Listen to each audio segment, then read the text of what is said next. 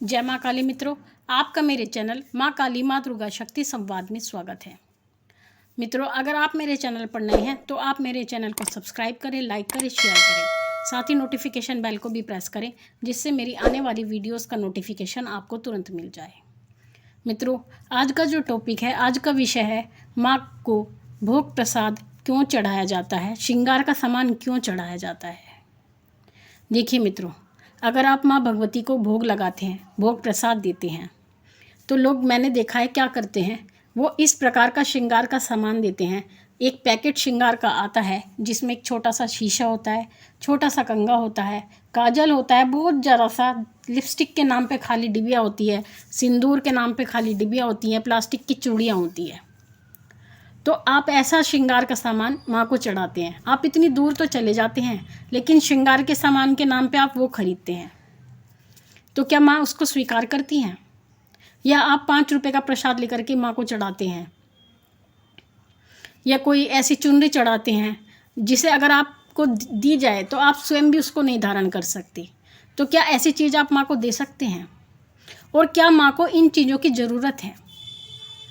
अगर इसका उत्तर मांगा जाए तो उत्तर ये है कि माँ को इन सभी चीज़ों की कोई आवश्यकता नहीं है।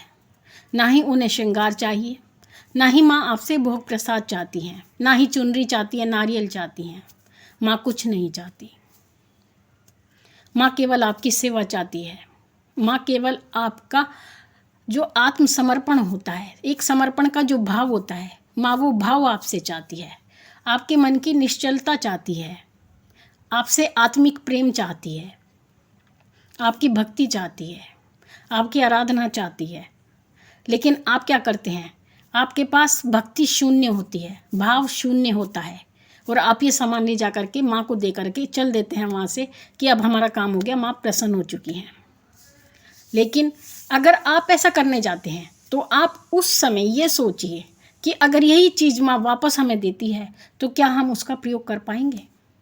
जब आप स्वयं उसका प्रयोग नहीं करते तो माँ कैसे उसे स्वीकार कर सकती है? जो ईश्वर होता है, माँ भगवती होती हैं, उनका स्थान कितना ऊंचा है, तो उनके लिए हम वो सामग्री उन्हें दें जिन्हें हम स्वयं प्रयोग कर सकते हैं। उसी प्रकार का श्रृंगार का सामान माँ भगवती को अर्पण करें जो हम स्वयं प्रयोग करते हैं। चाहे आप 16 में से एक भी दें, लेकिन देना है तो ऐसा दें जो आप प्रयोग कर सकें। क्योंकि जो ईश्वर को जो भी कोई प्रसाद भोग चढ़ाया जाता है वो बिल्कुल ऐसा चढ़ाया जाता है जो सबसे सर्वश्रेष्ठ होता है, सबसे अच्छा होता है। अच्छे से अच्छा भोग, अच्छे से अच्छा श्रृंगार का सामान, अच्छे से अच्छा वस्त्र ईश्वर को चढ़ाया जाता है। लेकिन अब आप ये पूछेंगे कि माँ फिर जब माँ को किसी चीज़ की आवश्यकता नहीं है तो वो आपसे वो भोग प्रसाद क्यों आप उनको देते हैं और माँ उसको क्यों स्वीकार करती हैं? तो देखिए, अगर माँ को आप कोई भी भोग प्रसाद देते हैं तो माँ आपके भोग प्रसाद को इसलिए स्वीकार करती हैं कि जो भोग प्रसाद आप उनके लिए लेकर जाते हैं, आप पैसा कमाते हैं, कोई चोरी से कमाता है, कोई ठगी से कमाता है, कोई झूठ बोलकर कमाता है, तो उस पैसे में कोई ना कोई दोष जरूर होता है। तो माँ भगवती आपको उस दोष से मुक्त करने के लिए आपके द्वारा वो भोग प्रसाद स्वीकार करती है और उसके द्वारा कहीं ना कहीं आपके लिए धर्म को जागृत करती है, यानी आपके अंदर धर्म जागृत हो और माँ भगवती आपको दोषों से मुक्त कर दे, और दोष मुक्त होने के बाद ही वो आपको स्वीकार करती हैं। तो यही चीज़ होती है जो माँ भगवती को भोग प्रसाद चढ़ाया जाता है। माँ केवल भोग प्रसाद नहीं चाहती, वो आपके भाव को चाहती है, आपके भाव को देखती है, आपकी भावना को देखती है। उनको केवल भोग प्रसाद की आवश्यकता नहीं होती, और आपको दोष मुक्त करने के लिए, आपको निष्पाप करने के लिए माँ भगवती वो भोग स्वीकार करती हैं। केवल उनका यही उद्देश्य है। आपको क्या लगता है केवल आप ही भोग प्रसाद देते हैं? क्या एक मनुष्य ही माँ भगवती को भोग प्रसाद देता है? और इस संसार में क्या मनुष्य के अलावा कोई जीव नहीं है? माँ भगवती की सेवा केवल क्या आप ही करते हैं? माँ भगवती की सेवा करने वाले बहुत से जीव होते हैं, जीव जंतु होते हैं, मसान में निवास करने वाली भूत प्रेत होती हैं, डाकनी शाकनी होती हैं, मसान होते हैं जो कच्ची हड्डियाँ चबाते हैं, राख चबाते हैं शमशान की। तो माँ को वो जो उनके पास होता है वो माँ को वही अर्पण करते हैं और माँ भगवती उसे भी स्वीकार करती हैं, क्योंकि वो उस वस्तु को स्वीकार नहीं करती, वो आपके भाव को स्वीकार करती हैं, आपकी भक्ति को स्वीकार करती हैं, क्योंकि माँ केवल देखती है तो मन की निश्चलता। और अगर आगे से आप कभी कोई भी भोग प्रसाद या वस्त्र श्रृंगार माँ को देना चाहें तो चाहे एक लेना, लेकिन हमेशा ऐसी लेना जिसे माँ भगवती स्वीकार कर सके, जिसे आप स्वयं प्रयोग कर सकें।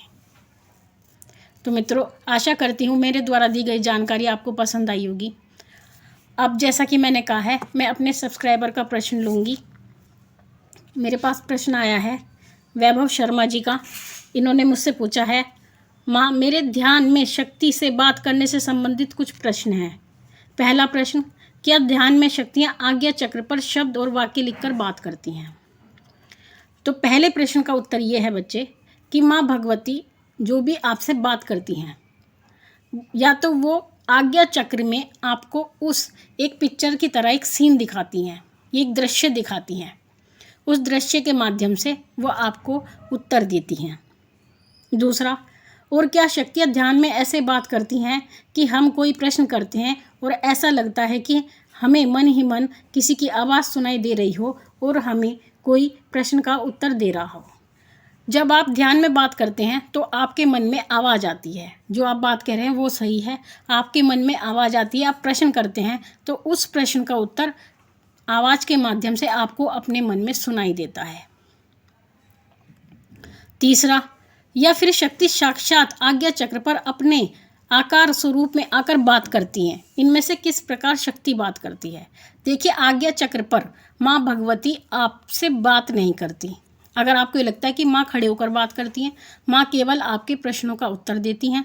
वो आवाज़ के माध्यम से देती हैं, मन में आपके आवाज़ के माध्यम से देती है, आपके कान में आवाज़ सुनाई देती है और आपको या फिर एक दृश्य रूप में माँ भगवती आपको दर्शन करवाती है, अर्थात एक ऐसा दृश्य आपको दिखाएंगी जिसमें आपके प्रश्न का उत्तर होगा।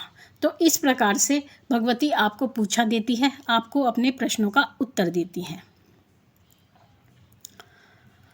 तो ये आपके प्रश्न का उत्तर है। अगला प्रश्न मैं लूँगी दीपिका कश्यप जी का। इनका प्रश्न है, दी जय बा काली, अगर किसी की अर्जित शक्तियों को किसी ने धोखे से ले ली हो तो फिर उसे कैसे प्राप्त करें? कृपया करके मेरा मार्गदर्शन करें, बहुत ही कष्ट है, रिप्लाई ज़रूर करें, ये मेरी विनती है आपसे दी। पहली बात तो दीपिका जी, अगर आपकी शक्तियाँ किसी ने धोखे से ले ली हैं, पहली बात तो शक्तियाँ ली नहीं जाती, शक्तियों का भी बंधन नहीं होता, आपके शरीर का बंधन कर दिया जाता है। आपके शरीर का बंधन कर दिया गया है, जिस कारण से आपके शरीर में शक्तियाँ नहीं आ रही हैं। तो आपको ऐसा लग रहा है कि आपकी शक्तियाँ किसी ने ले ली है।